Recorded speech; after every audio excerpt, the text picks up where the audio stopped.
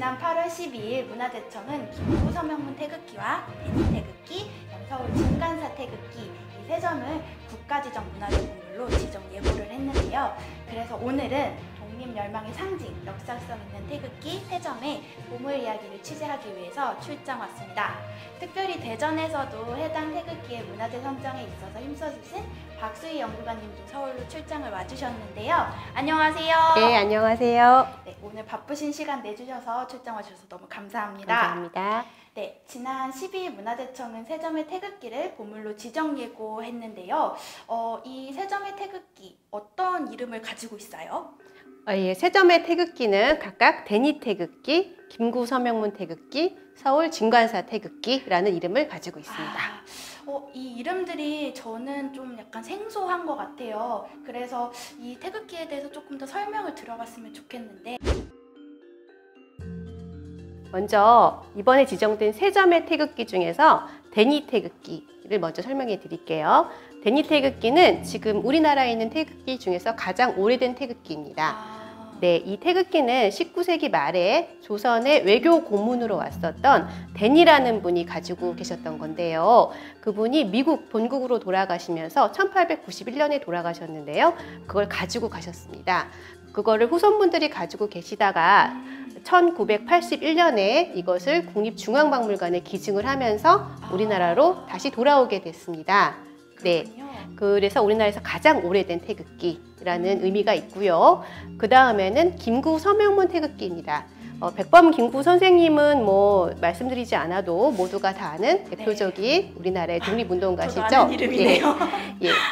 그분께서 그 충칭 중경이라고 하죠. 충칭에서 독립운동을 하실 때 태극기를 구하셔서 거기에 직접 친필로 미국에 있는 동포들에게 독립운동을 당부하면서 당시에 친하게 지내던 신부님에게 이것을 전달했습니다. 그분이 미국으로 돌아가셔서 이것을 도산 안창호 선생님, 그분도 잘 알려져 있으시죠? 네, 예, 도산 안창호 선생님의 부인에게 전달을 했고요. 부인께서 오랫도록 소중하게 간직하고 계시다가 따님에게 이것을 전달해서 이것을 또 다시 따님이 독립기념관에 기증을 하셨습니다. 그래서 우리나라로 돌아온 태극기입니다. 되게 또 스토리가 많은 태극기네요. 이 김구 서명문 태극기에는 굉장히 의미심장한 글귀가 적혀 있는데 한번 읽어드릴까요? 네. 김구 서명문 태극기에 쓴 김구 선생님의 친필 내용은 이렇습니다. 중요한 내용들을 읽어드리겠는데요. 자국, 그러니까 우리나라죠. 만국의 서름을 면하려거든, 자유와 행복을 누리려거든, 정력, 인력, 물력을 광복군에게 바쳐 강노말세, 이거는 힘을 가진 세상의 나쁜 무리라는 뜻인데요. 이 나쁜 무리인 원수 일본을 타도하고 조국의 독립을 완성하자. 1941년 3월 16일 충칭에서 김구 드림이라는 이 친필이 쓰여 있습니다. 굉장히 의미심장하죠. 그리고 이 태극기는 실제로 제작 경위와 제작 시기가 정확히 알려져 있는 일제강점기의 유일한 태극기입니다.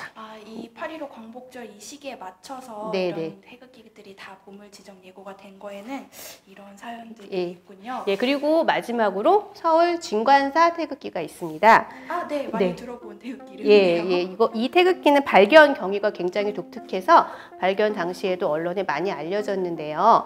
2009년에 서울 은평구에 있는 진관사에서 거기 칠성각이라는 전각이 있는데 그것을 수리하기 위해서 벽을 뜯었는데 그 안에서 이 태극기가 보자기처럼 뭔가를 쌓은 채로 발견되었습니다.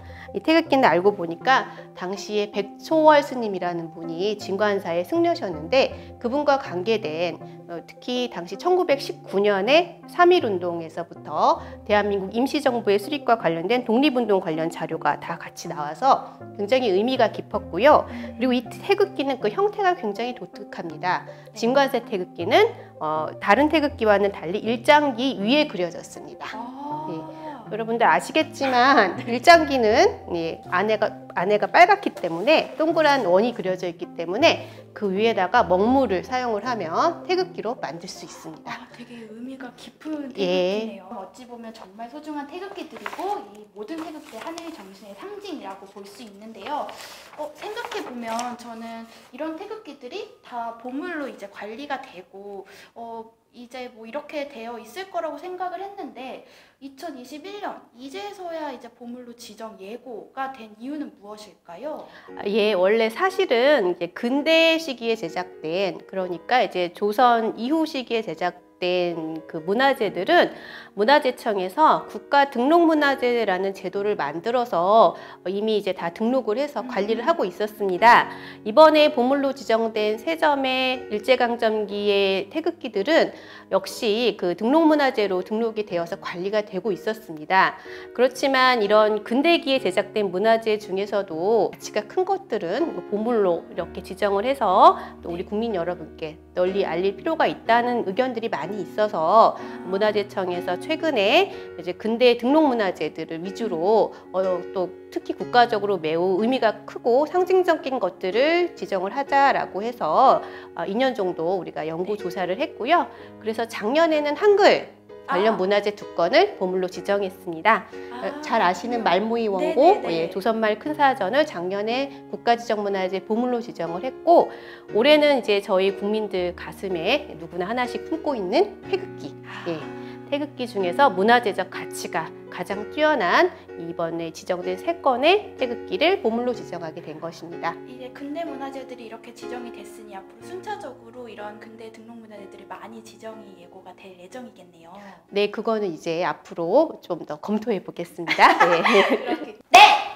오늘은 따끈따끈한 신규 문화재 뉴스인 태극기 보물이 되다를 취재해 보았습니다. 이제 곧 광복절인데요. 우리 문화와 역사를 지키기 위해 노력하였던 선조들의 노력이 국가 보물로 그리고 문화재로 후손들에게 전해질 수 있게 되었다는 뜻깊은 소식을 전해드리게 되어 저도 굉장히 뿌듯합니다.